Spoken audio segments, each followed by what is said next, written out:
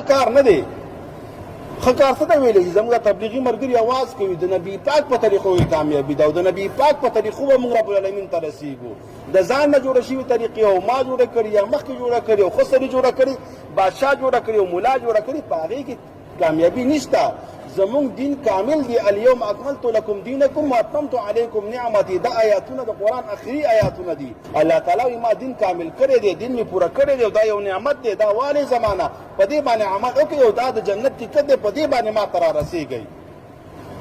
بیا دا څه شو نو دا بدعت شو. نو دا بیا ولې ګناه ده؟ ځکه دې سره دین نقشه خرابېږي.